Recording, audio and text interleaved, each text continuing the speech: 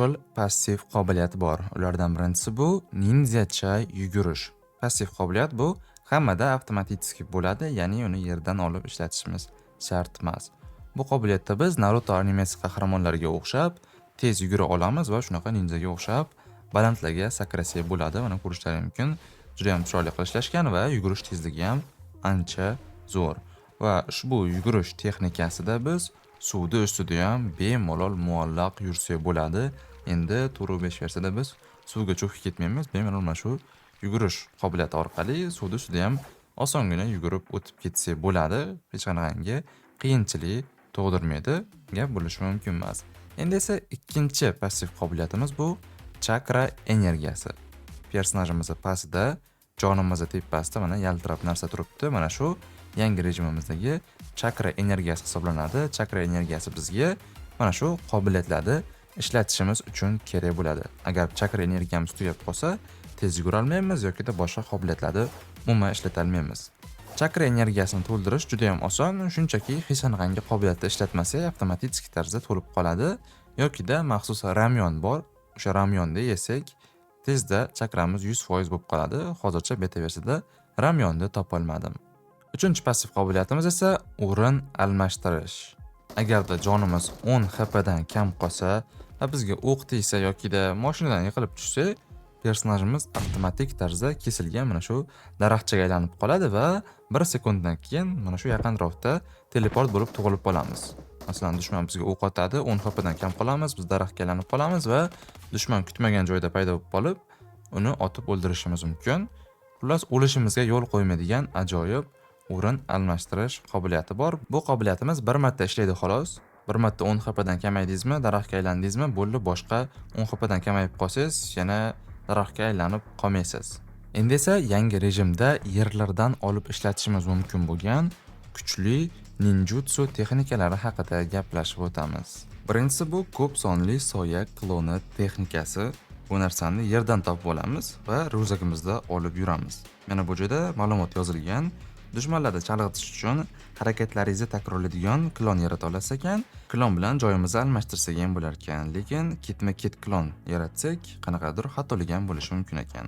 Mana ekranimizda yangi tugma paydo bo'ldi. Mana shu tugma orqali hozir klon chiqarishimiz mumkin. Tugmani ustiga bosib turish orqali 3 tagacha klon chiqarsak bo'ladi. Mana ko'rishlaringiz mumkin.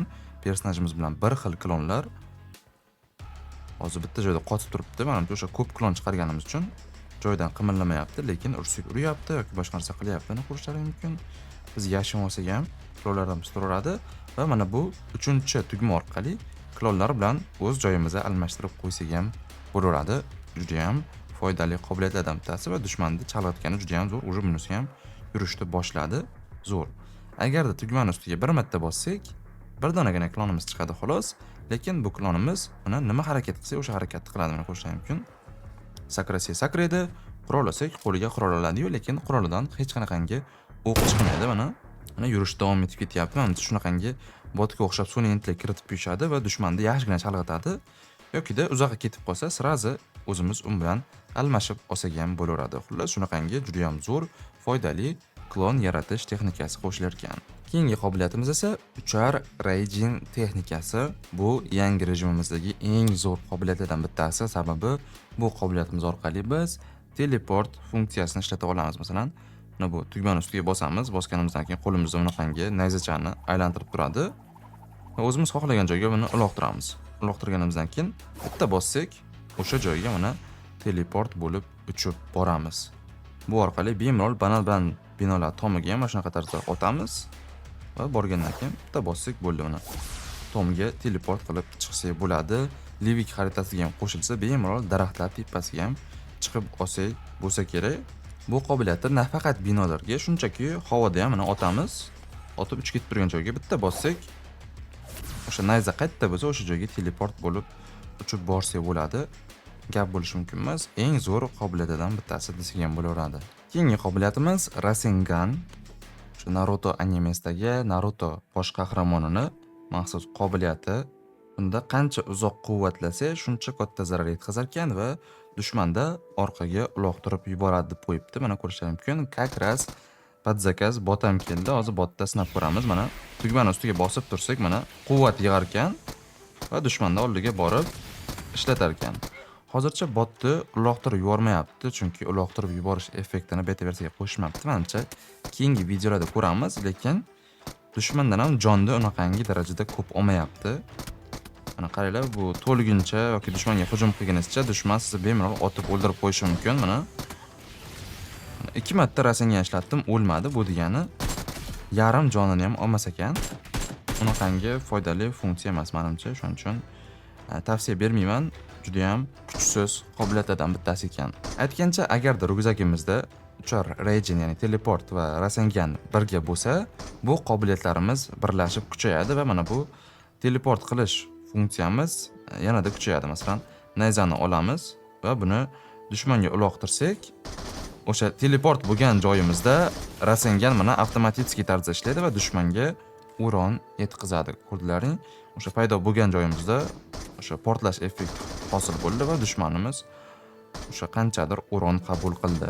Mana hozir yana bir marta ishlatamiz. Mana otaman va mana rasengan bilan uni o'ldirdim. Ko'rishlari mumkin. Mana shunaqangi tarzda teleportimizni kuchaytirib olgan bo'laveradi. Menimcha global versiyada rasenganimizni o'ronini sal-pal oshirsa, bemalol dushmanlarga otib mana shu harakatimizni qilsak bo'ladi. Hozircha o'roni juda ham past ekan, mana ko'rishlari mumkin. Dabit ham qilmayapti даже. Keyingi qobiliyatimiz yer uslubi loy devor deb nomlanadi. Mana rasmini ko'rishlari mumkin. Mana shunaqangi devor rasmi bo'ladi va bu qobiliyatimiz himoya qobiliyatlaridan biri bo'ladi, chunki bu qobiliyatimiz orqali biz o'sha personajimiz oldida bunaqangi devor hosil qila olamiz. Mana ko'rishlari mumkin. Bosganimizdan keyin mana shunaqangi bahaybat devor paydo bo'ladi va bizni dushmanlardan himoya qiladi. 15 sekundda yangilanar ekan, lekin bu devorni bemalol otib tashlab turib buzib yuborsak bo'ladi. Jonini ko'proq qilsa kerak. Endi esa keyingi qobiliyatimiz Chidori deb nomlanadi. Bu rasengan bilan deyarli bir xil, lekin elektr toki bilan hujum qiladi. Xullas, mana bosib tursak, bunaqangi elektr toki chiqaradi, lekin yugurish tezligimiz anchagina tez bo'ladi. Tok bo'lgani uchun menimcha shunaqangi tez harakat qo'shishgan.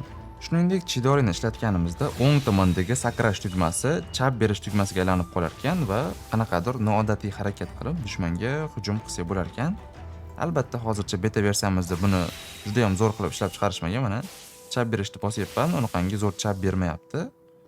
Albatta, menimcha keyingi versiyalarimizda buni to'g'rilab qo'yishadi va keyingi videolarimizda Chidori'ni batafsil ko'rib chiqamiz.